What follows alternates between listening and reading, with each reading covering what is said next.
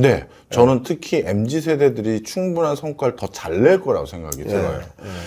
앞서서 잠시 말씀드렸습니다만, 부동산이라는 것을 기반으로 한 실물 자산 같은 경우는 그거를 흔히 말해서 핫플레이스로 만들 수 있는 그 감각, 기질, 그 다음에 그 트렌디함, 이거는 저 같은 구닥다리보다는 저도 우리 학부 애들한테 수업할 때 많이 배워요.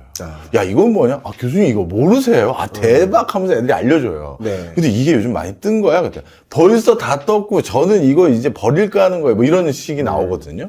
실제 그래서 어떤 내가 투자해 놓은 공간을 매력적으로 바꾸고 이슈화할 수 있는 역량이라는 건 저보다 훨씬 더 빨라요. 그래서 예를 들어 설명드려 볼게요. 우리가 뭐 돈 없는데 그럼 제가 강남에 있는 집 어떻게 살아요? 막 한강변에 있는 아파트 어떻게 사나요? 처음부터 그거 없는 걸 알고 시작하는 거잖아요. 그렇죠. 근데 대표적으로 요 근래 최근 10년 동안 가장 극적인 수준의 집가 상승이 있었던 동네가 어디냐면 강원도 양양군이에요. 그렇습니까? 예. 강원도 양양군에 그 서핑 비치라고 해서 그 파도 타러 가는 사람들, 젊은 사람들이 거기 가죠. 그리고 파도만 타고 그냥 오는 게 아니라 낮에는 파도 타지만 밤에는 해변 못 들어가게 하니까 그 젊은이들이 할 게 없잖아요.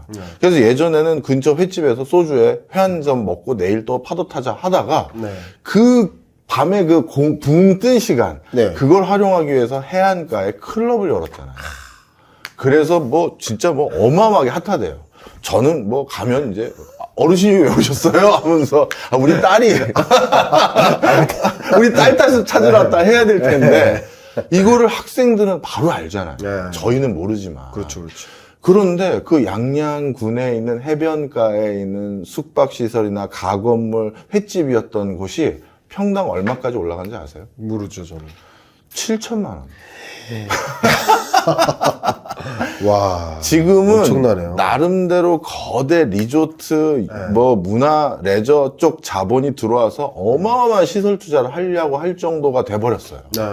자, 그러면 그거 처음에 누가 기획했을까요? 무슨 대명 리조트니 뭐 한화 리조트니 무슨 뭐 반얀트리니 이런 거대 자본이 기획한 게 아니에요.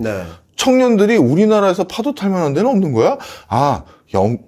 영덕하고 양양이 그나마 괜찮네. 그러다가 어떤 청년들이 돈 모아서 야, 그럼 여기다가 그냥 외국에서 우리 호주에서 있었던 것처럼 해변가 그냥 클럽 밤에 하자. 이렇게 시작되고 또 그 군청에서 또 인허가도 내주는 거 또 잘 서류 써서 그거 하고 났더니 붐업 있고 또 SNS 홍보라든가 바이럴 마케팅 잘해서 그거 핫하게 만든 거잖아요.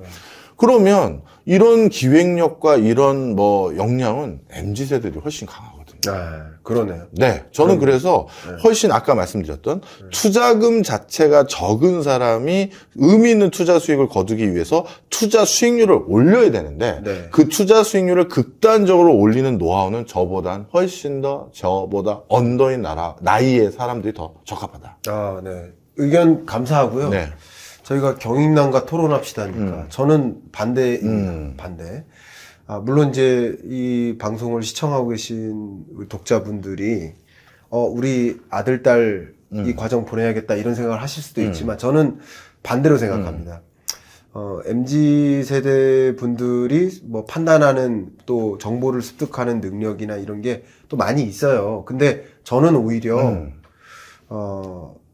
은퇴하신 분들 그리고 아니 은퇴가 아니더라도 생애 주된 직장에서 퇴직하신 분 그리고 소위 이제 고령층 저는 이런 계층이야말로 지금 당장 기본적인 근로소득이나 사업소득이 제로가 됐기 때문에 나의 돈을 지키기 위해서 또 자산관리를 하기 위해서 기본적으로 처음부터 펀더멘털을 공부하셨으면 좋겠다.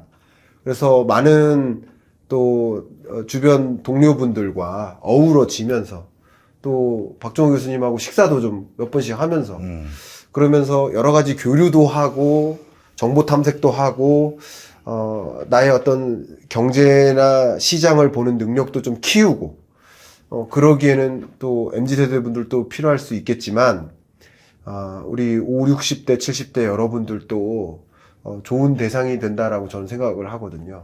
그럴 수 있겠네요, 진짜. 그것도 대상이 되겠습니까? 그럼요. 어차피 뭐 우리 학교라든가 다른 학교들도 대학원 수업은 자신이 이 대학원에서 실현하고자 하는 목적성이라는 게 다 있잖아요. 네. 그 목적에 따라 분과들이 생겨요. 네네. 재취업을 하기 위해서 금융권으로 제 경력 이전을 하기 위해서 저는 여기를 들어왔습니다 하는 친구들은 그들끼리의 길들을 만들고 저 같은 지도교수한테 도움을 청하죠. 그리고 저 이제 생애 첫 메인 직장은 조만간 은퇴할 건데요. 그럼 조만간 은퇴하고 저는 생각한 이모작이 실물자산 전문가로 그 사이에 공인중개사는 하나 따놨는데 이걸 가지고 지인들하고 아예 자산운용사를 설립할지 아니면 뭘 해야 될지 좀 고민이 많습니다. 그런 분들은 여기서 개발 관련한 그 디벨로퍼 과정을 좀 더 선택적으로 듣고 그걸 준비하시는 거고 지도교수나 이런 사람들한테 그 도움을 또 요청을 하죠. 네. 실제 모 대학의 이화 유산 학과 같은 경우는 그 지도교수님이 자기도 이제 좀 그 대학 같은 경우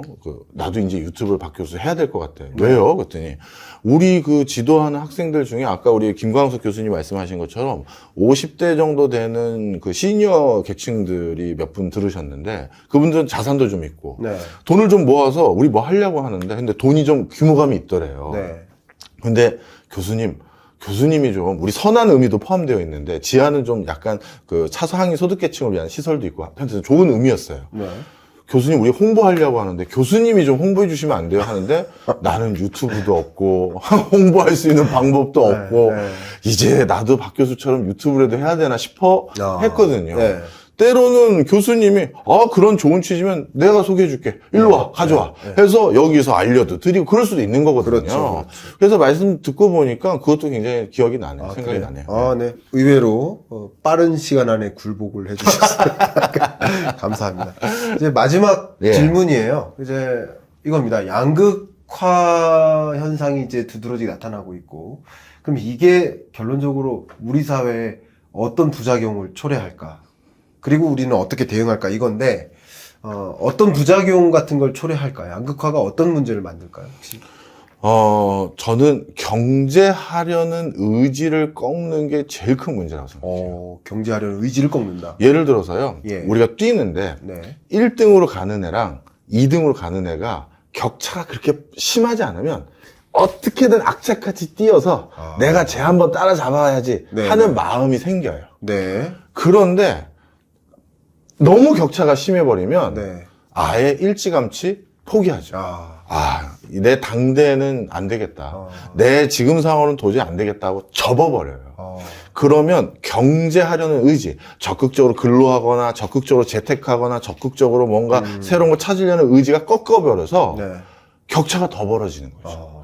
그리고 그게 궁극적으로 경제적으로 취약해지면 어떤 상황으로 기결되냐면 내 당대 나의 삶에 대한 여러 꿈들을 스스로 접어요.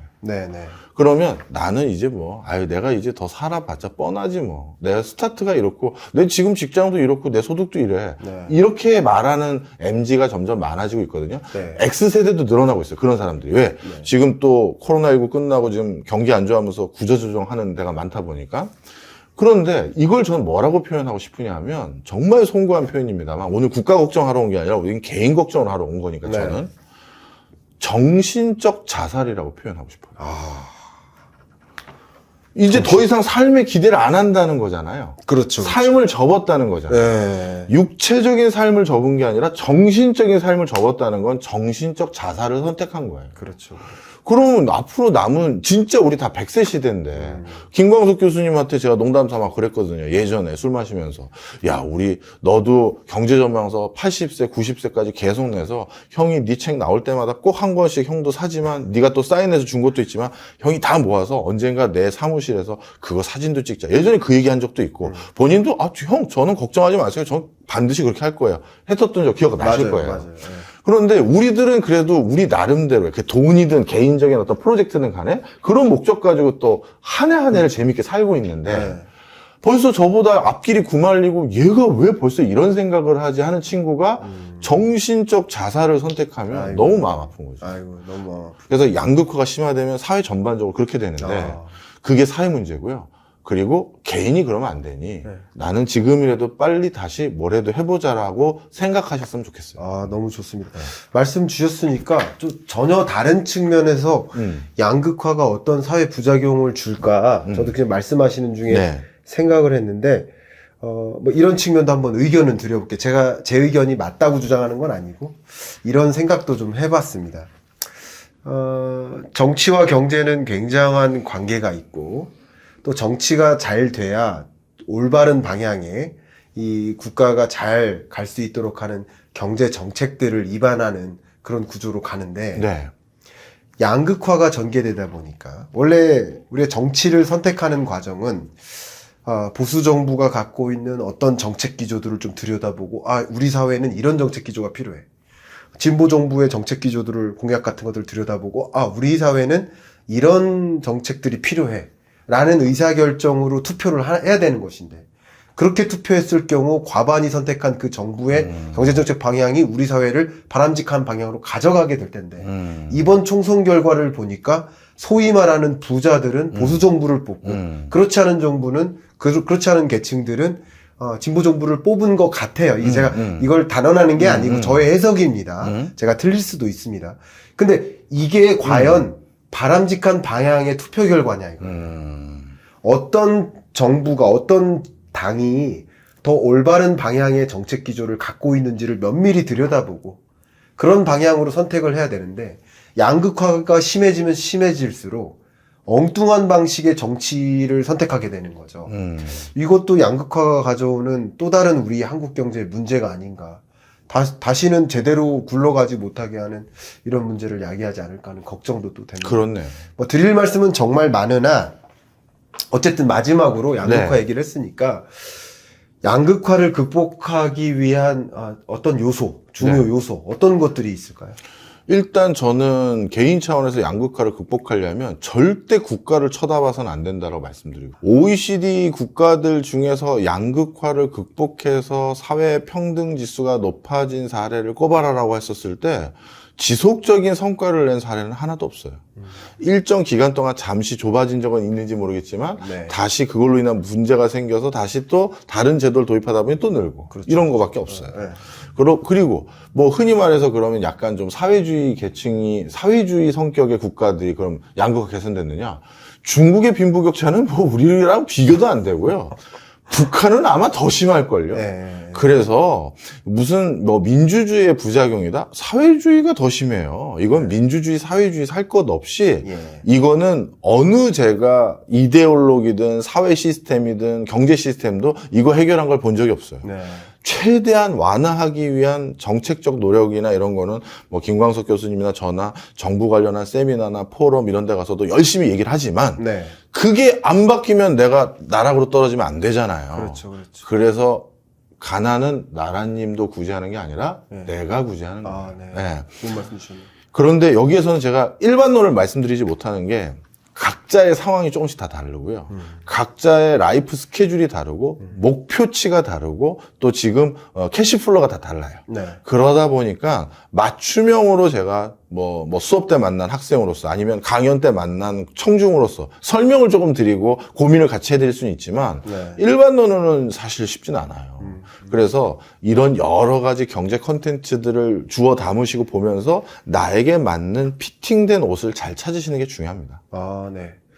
뭐 저는 뭐 이 부분에 대해서는 제가 코멘트를 안 드리고요. 그냥 저희가 생각하는 것은 평소 생각했던 건데 나라가 나를 먹여 살려주겠다라는 생각을 안 하시는 게 맞죠. 그러니까 우리 인구 구조 변화나 국민연금이나 이런 여러 가지 것들을 봤을 때 나라가 나를 이제 빈곤으로부터 벗어날 수 있게 해줄 것이다라고 전제하면 정말 더 빈곤해지죠. 맞아요. 그래서 우리나라 되게 재밌는 게 고령화 속도가 굉장히 빠르고 25년이 되면 초고령 사회에 진입을 해요. 전체 인구에서 20%가 고령자가 되는 거예요. 그런데 우리 고령자가 노인 빈곤율이 굉장히 높아요. 근데 되게 재밌게도 65세 이상 이 고령층의 자산 보유는 또 가장 높아요. 이게 무슨 말이냐면 고령층에, 그러니까 은퇴 이후에 이 해당 계층분들이 빈곤한 자도 많지만 부유한 자도 많다는 거예요.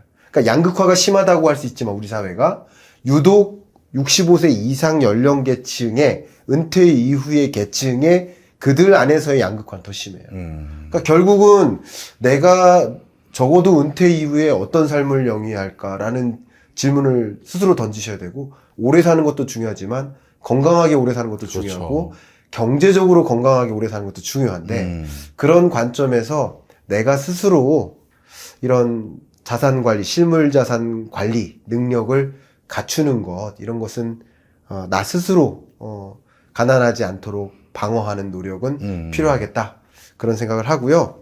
마지막으로 제가 네. 이 과정 설계자시니까 네. 오늘 좀 빅 이슈가 있는데 뭐예요? 라인야후 라인을 설계한 설계자 음. 해당 대표님이 이사진에서 빠지셨거든요. 예. 유일한 한국인이었죠. 네. 근데 혹시 이 과정 설계해놓고 빠지실 계획은 없으시죠? 아유, 뭐 왜 서울대로 이러세요? 가신다든가. 아유, 뭐 왜 이러세요? 계속 명지대 계실 거죠? 아, 그럼요. 자, 그거 하나 질문 드리고. 두 난 번째. 뭔 소린가? 이 과정을 네. 설계할 때 네. 박 교수님이 다 강의하실 거 아니잖아요. 그럼요. 그럼 누구누구가 아. 그 강의에 참여하십니까? 그거 궁금합니다. 제가 사실 뭐 진짜 농담이 아니라 저도 제가 믿을 수 있는 분들, 또 네. 제가 존경하는 분들, 제가 또 의지할 수 있는 분들하고 같이 해야 되잖아요. 네네. 어떤 학교에서 새로운 학과를 만들어준다는 건 굉장히 오너러블한 거고. 아시잖아요, 대학 네, 계시니까. 그렇죠. 그리고 거기에 대해서 많은 권한을 주면서, 물론 저희도 결제는 받아야 됩니다. 제가 무조건 한다고 다 어그레한 건 아니지만, 그래도 절차는 거치겠지만, 그래도 이런 분들을 좀 고민해 봤습니다 하고, 윗분들에게 처장님이나 뭐 부총장님께 드릴 때, 어그리할 만한 사람을 들고 갈 거 아니겠습니까? 수강생들도 마찬가지고. 네. 그래서 저는 세 가지를 꼽았어요.